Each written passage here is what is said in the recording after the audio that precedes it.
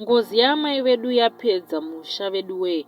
Mushure mekunge amai vedu vafa nekuzvisungirira, vakanga vabatwa chibharo nemukoma wedu. Tatambura vedu nengozi yaamai vakafa nechigumbu. Zvakaitika ndeizvizvi: baba vangu vakati vashaika, takasara togara pamusha naamai. Handizivi kuti mukoma vakapindwa nemweya upi kuti vazosvika pakubata amai.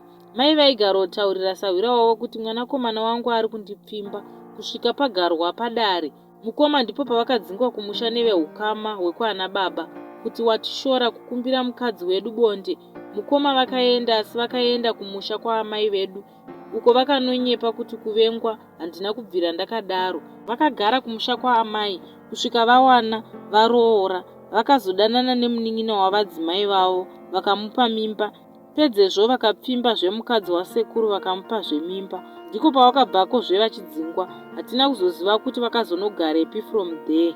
Ini panguva yakazobatwa amai chibharo namukoma, ndaive ndaakushanda mutauni. Amai vaive vasara vega pamba nemukomana wemombe. Zvinonzi musi wakabatwa amai chibharo aive masikati vari vega pamba. Mukoma vakapindira amai mubhedroom vakavabata, akasiya avapa mari achivati, ukandida unogara uchidya mari, asi une dzungu chete.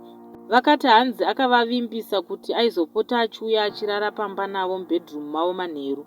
Amai vangu vanonzi vakaenda musi uyu vakanokwanisa kuudza sawira wavo. Vachibva ikoko ndipo pavakasvika kuzvisungirira mubhedroom mavo. Ndokufa kwavakaita amai. Takaenda kunhamo kusvika pakuviga amai vedu mukoma vasipo. Kubva musi uyu wafa amai kusvika nhasi hatitozivi kuti varipi. Amai vakukwanisa 17 years vashaika. Zvino mumba mapinda dambudziko. Amai vari kubvira moto pamusha pandiri kugara nevamwe vazukuru vane vehanzvadzi dzangu. Vanhu vari kungofa zvisina tsarukano mumba medu imomo. Mukuzofamba ndipo patakaudzwa ngozi yaamai ndiyo iri kuuraya vanhu vese vemumba mababa vangu.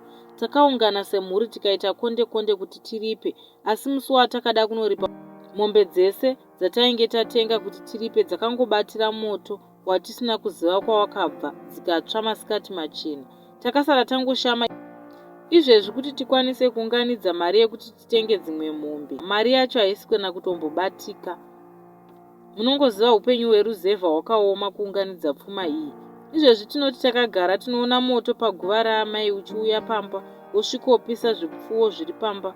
Mazuva apfuura wakapisa mbudzi dzese.